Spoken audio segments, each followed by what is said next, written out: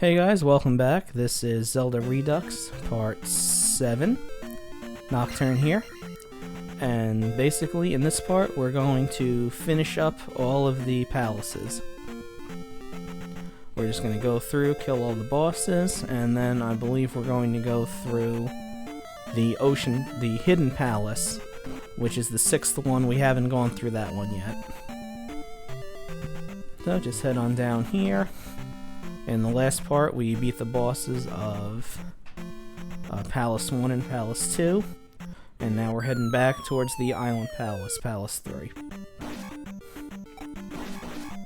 Just remember, you gotta go down through King's Tomb, use the fairy spell, get on over, and that helps you get to the island. Let's go through a little bit more. There's a Garaya enemy here. But as you can see, with level 6 attack, he goes down pretty easily.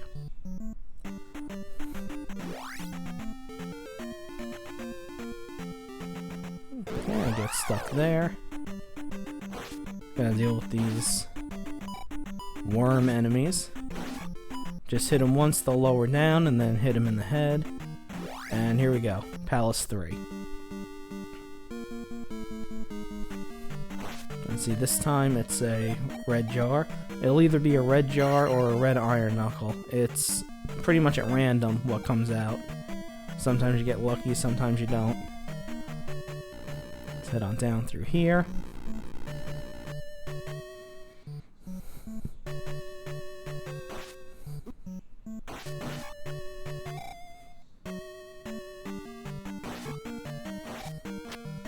And just move on through. And just keep going. Like I said, these parts are just going to be me going right through the palaces, so I'm not going to be in each palace for too long. Because all I got to do is go in, kill the boss, place the jewel on the altar, and then leave. When you pause, you can see how many crystals you have left, and one gets taken away at each palace you have, so you start with 6. I should have 5 now, and when I get ready to go to the Great Palace, I'm going to have 0.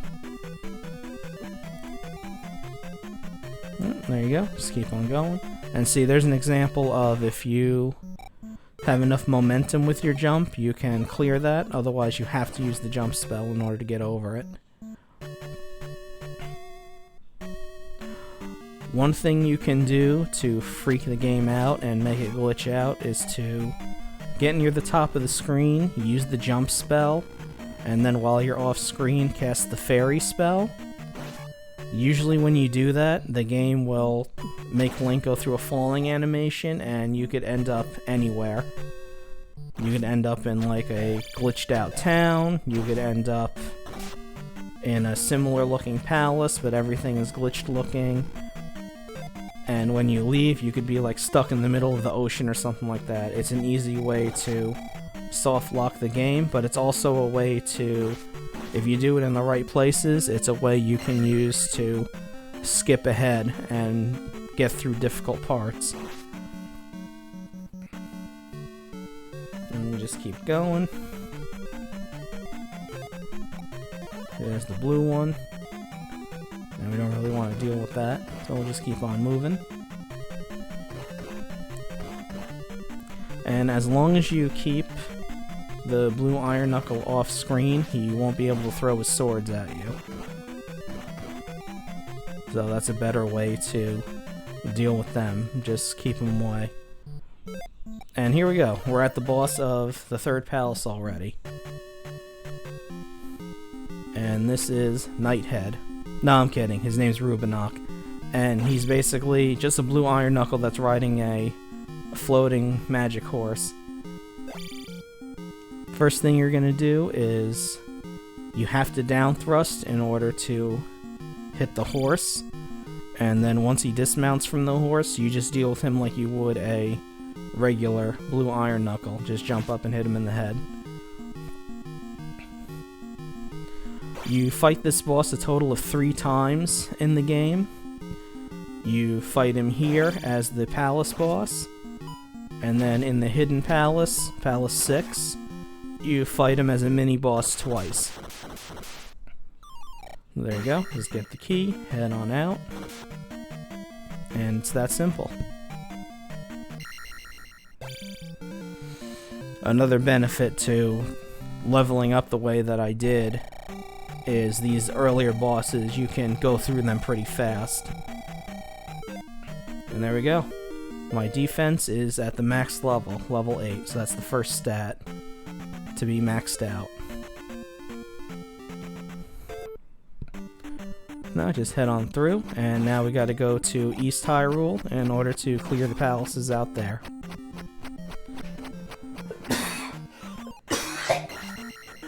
Oh, excuse me.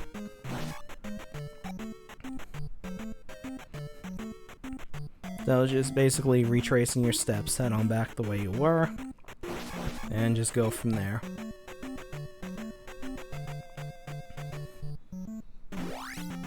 So once back out here, head on up, and we're just going to take the raft to go over to East Hyrule. And we're going to head for Maze Island.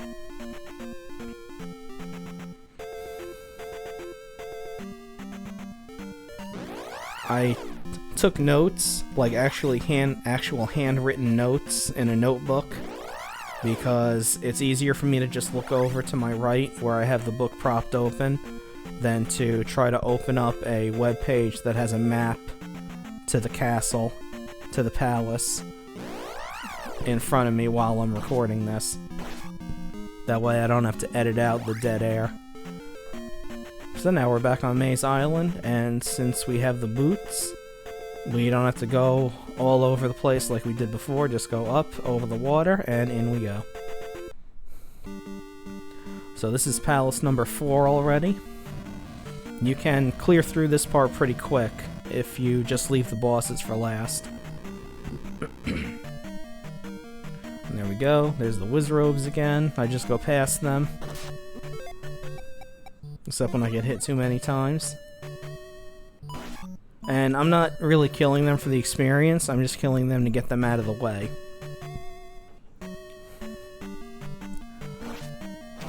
There we go, just head on through, go down.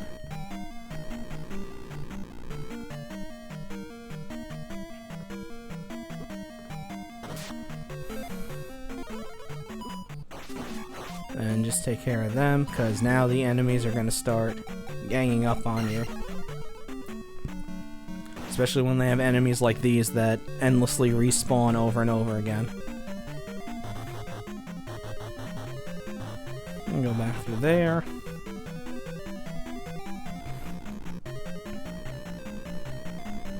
Again, you don't have to worry about keys. And you don't really have to worry about enemies either unless they get in your way.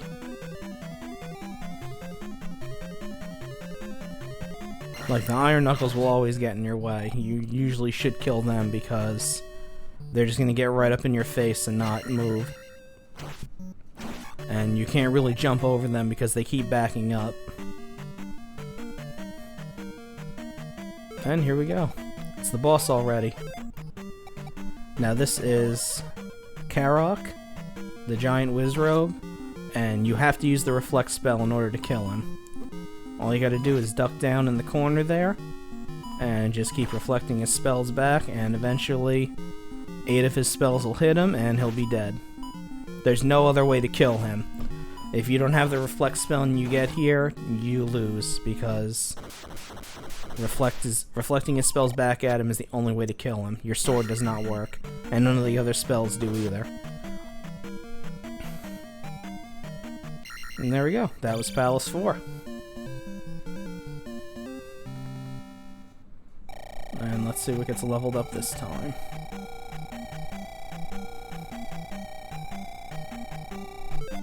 And there we go. Attack level 7.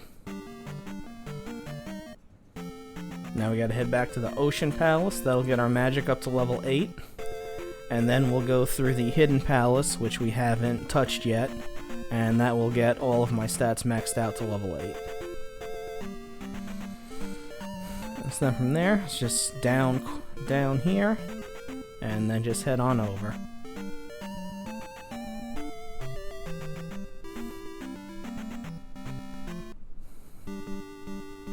And we're back here.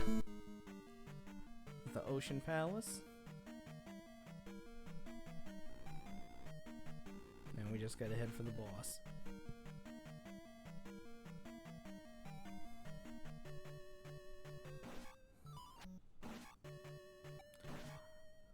Now this time, I'm not going to worry about those witch enemies. I'm just going to go from point A to point B, because I don't need to worry about experience anymore. So here is Goomba. Basically, you just want to go in, duck, and hit him in the knees. And jump away before he hits you with that mace. Not really all that difficult. Originally, in the Japanese version of this game, you would fight Helmet Head a second time. But in order to not have you fight the same boss over again for the American version, they put this guy in here. And he's already dead.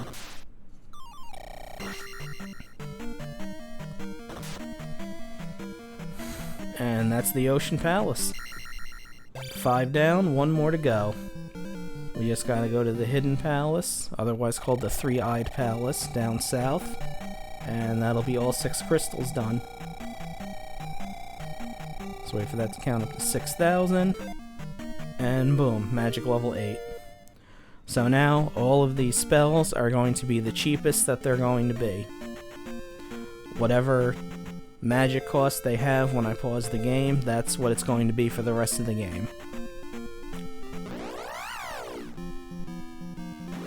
And just head down. Gotta go through the River Devil again. And I gotta go through that part where those Jagovs are throwing rocks at me from behind that tall fence.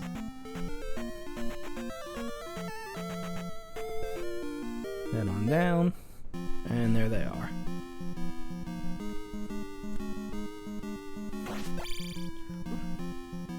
And as you can see, the Lizalfos isn't that big of a deal, the orange one. It's more the being pelted with rocks that you gotta worry about. And usually if you go forward and then pull back a little bit, it's an easy way to dodge them. Unless you don't care, like I apparently don't, and just go through. I mean, it's not that big of a deal because you have the heal spell. But I kind of shouldn't be doing that here because it's a long way to get to that town. I have to go through that cave and then all the way over to that forest in order to get to New Kasuto. If you go into the swamp up above and head over to the left, there's another extra life hidden in a corner. I don't remember if I go for it or not, but that's another place where you can get an extra life. So I think there's like 4 or 5 extra lives in the game.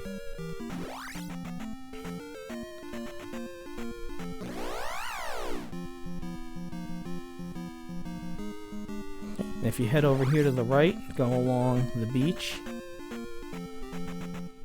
and right there is the last heart container. So now the hearts are full, magic is full, our stats are getting full, we have all the items, almost all the items. We're missing one, which we're gonna get in this castle right here, palace. Play the flute in the middle of those rocks, and here we go. And you see I got unlucky, because there's the red iron knuckle. Take a quick look at the notes, and then head on through. So now for here, I have to get the item and beat the boss, because this is the first time I've been here.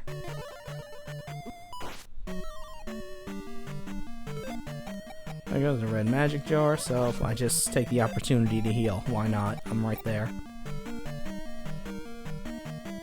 Just go on through. Don't worry about anybody. Except for these guys.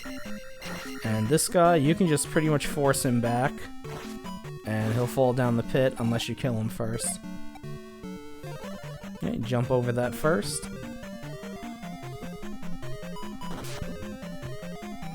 And then you got shit like this, where they're really right in your way. And you just gotta push through.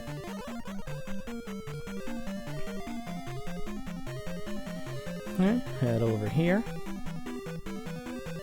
Some more Wizrobes. And this is the last time you're gonna see the Wizrobes. They don't show up in the Great Palace. There you go, I missed that jump, so I just used the jump spell.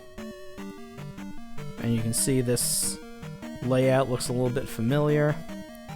They do that sometimes. You'll see similar rooms used over and over again. I mean, it was a way to save space on these old games, because space was at a premium.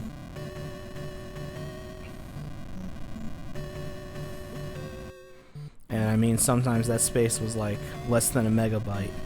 In this room, if you don't jump at the right time, you fall down a pit. You saw that one fire just fall right through the floor, that's where you would fall through. And now here's Rubinok again. And he's guarding the item for this palace, which is the cross.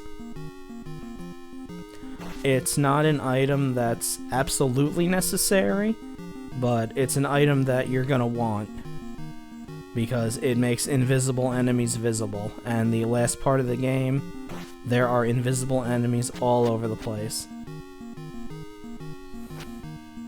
There you go, just knock him off his horse, and then just jump in and stab him to death.